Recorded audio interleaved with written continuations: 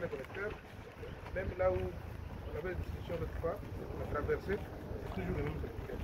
Là, c'était fait, et dans les fonds que nous avons reçus du commun, on a travaillé là-bas, on a préparé des fissures, on a fait, et cet ouvrage des collecteurs, c'était là.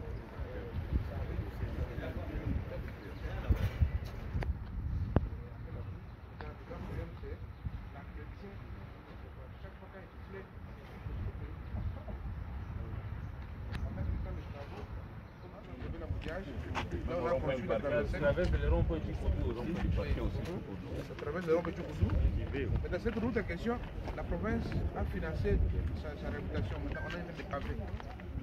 C'est la même dépose que nous venons de parler. Avec la commission, comme il y a des pavés, nous faisons la surveillance et nous sommes à la fin de ça. Ça semblait utile pour le gouvernement de préparer l'après. Nous sommes convaincus que nous allons revenir à la paix. Mais après la paix, il faudra bien que le développement suive. Et quand on parle de développement, on fait d'abord allusion aux infrastructures. Parce que c'est ça l'environnement dont la population a besoin pour pouvoir développer ses activités, le commerce, les échanges sociaux, toutes sortes d'activités. Donc c'est comme ça que, en tant que ministre des Infrastructures, j'ai accompagné le Premier ministre beaucoup plus par rapport à ce volet.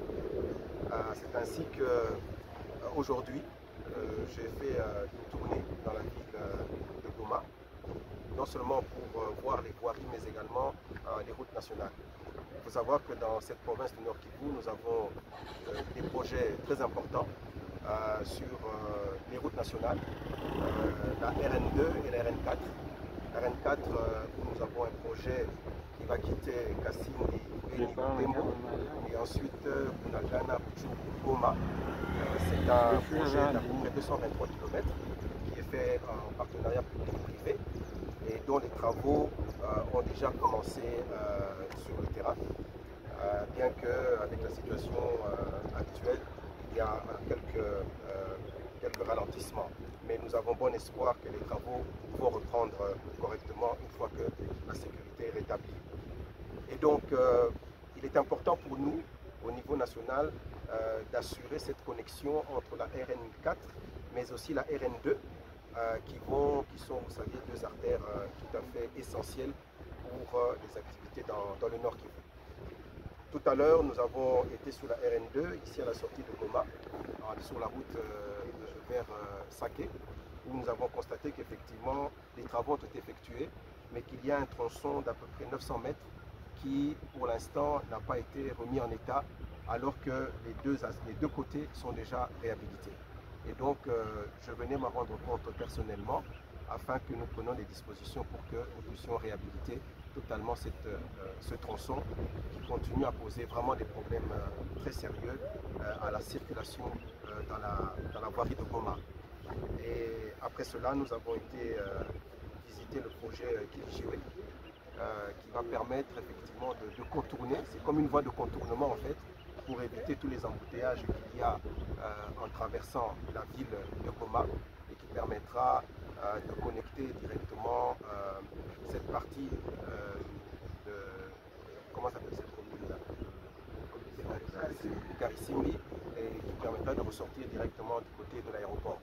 Ça permettra effectivement de désengorger la circulation dans la voirie de Goma. Donc c'est un projet qui avance bien.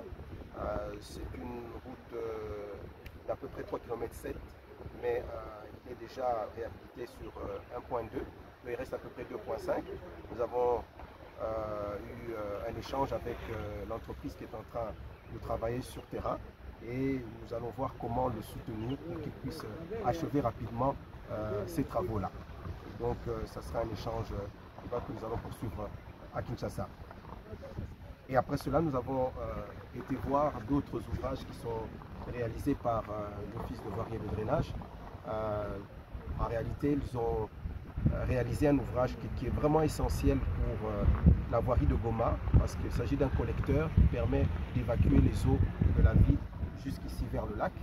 Lors de mes précédentes visites, nous avions été sur le site du collecteur, vers un peu plus haut, vers Birélé, et les travaux étaient en cours. Nous étions heureux de voir que les travaux dans la partie en amont étaient achevés, et aujourd'hui nous étions curieux de visiter comment est-ce que cet ouvrage a pu être finalisé au travers de ce dissipateur que vous voyez ici derrière moi, qui va accueillir les eaux qui viennent à partir de la colline au-dessus, la colline qui surplombe à la frontière avec le Rwanda.